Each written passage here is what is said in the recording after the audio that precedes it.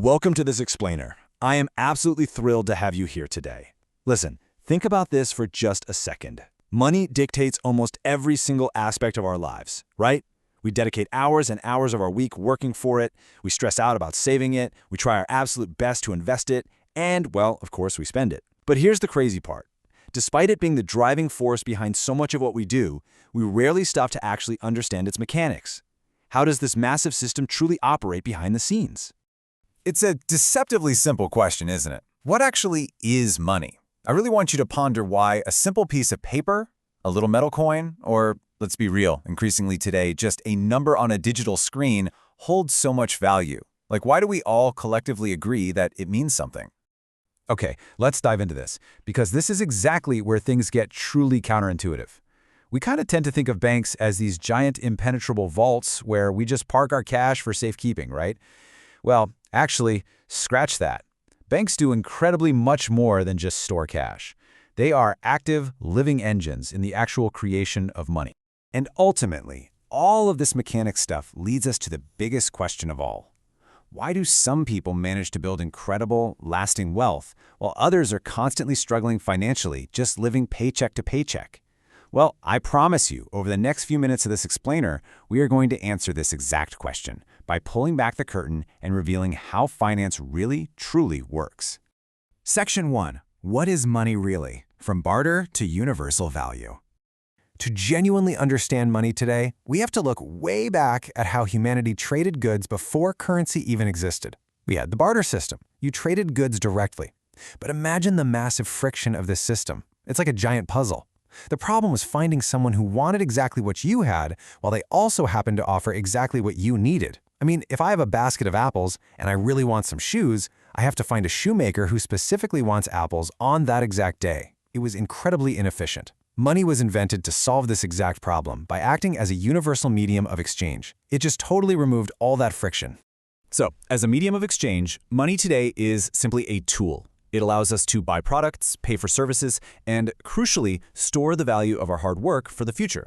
It's universally accepted, which is literally the only thing that makes our modern complex economy possible. Section 2. How banks create money. The hidden mechanics. Let's look at the reality of modern banking step by step, and this brilliantly illustrates what's going on behind closed doors. Step 1. You deposit $1,000 into your account. Now, Step 2. The bank absolutely doesn't just lock those funds away in a dusty vault. Instead, it turns around and lends a large portion of that money right back out to someone else, maybe a family buying their first home or some entrepreneur starting a new business. Step 3. That lending process stimulates economic growth, so your single deposit is suddenly doing double duty out there in the real world. Which leads us to a massive misconception that definitely needs busting. A lot of people think governments just sit there at a machine printing all the money. No way. In reality, commercial banks create much of the money in circulation through this exact lending process we just talked about. When a bank issues a loan, poof, new money effectively enters the economy.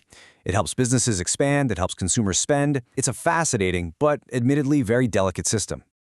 Moving on to Section 3, the silent wealth killer, the threat of inflation. Because, there is a catch to all this.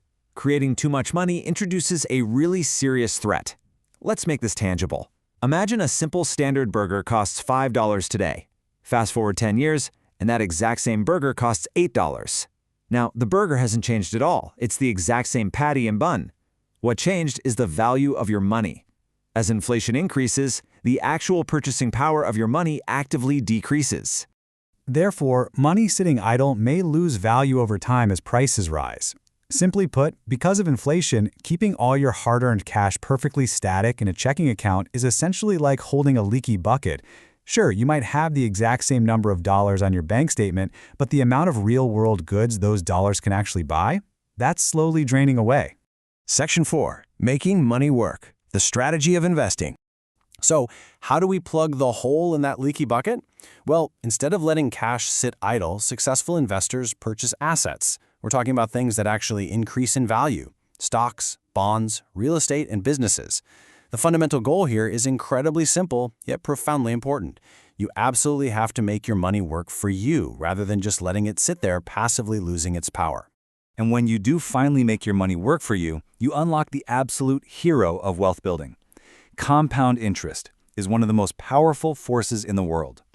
Now, this quote is widely attributed to Albert Einstein, and honestly, whether he said those exact words or not, the mathematical truth behind it is undeniable.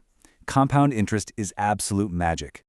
So the crucial point is really understanding the math behind that magic. To put it into perspective, imagine investing $1,000 and earning a 10% return annually. After year one, you have $1,100. Simple enough, right? But here is where the magic kicks in. The next year, you aren't just earning interest on your original $1,000, you are earning interest on that extra $100 too. Future interest builds on those previous gains. Over decades, this mathematical snowball effect is exactly how everyday people build immense financial freedom. Section 5. Good debt versus bad debt. Not all debt is equal. Okay, it's time to challenge the common belief that all borrowing is inherently bad. It's just not true. Good debt helps generate future value. This is stuff like business loans to scale a company, paying for education to increase your earning power, or taking out a mortgage on income-producing real estate. Bad debt, on the flip side, typically finances consumption. These are things that lose value immediately. Think high-interest credit card debt for a flashy vacation, or unnecessary luxury purchases you can't really afford. Understanding this specific difference can dramatically impact your long-term financial success. Section 6. Thinking like the wealthy. The mindset shift. So here's how the affluent really play the game. Wealthy individuals focus relentlessly on acquiring assets. While the average consumer might focus on instantly upgrading their lifestyle the absolute second they get a raise at work, the wealthy focus on assets that generate income or appreciate. Instead of spending all their earnings, they invest in opportunities. This creates a continuous, automated cycle of growth and future cash flow that just compounds year after year. To summarize everything we've unpacked in this explainer, finance is absolutely not about getting rich quickly. It's just not. It is about understanding the mechanics. The more you grasp the realities of saving, investing, how debt truly works, and the sheer magic of compound growth, the better your financial decisions are going to be.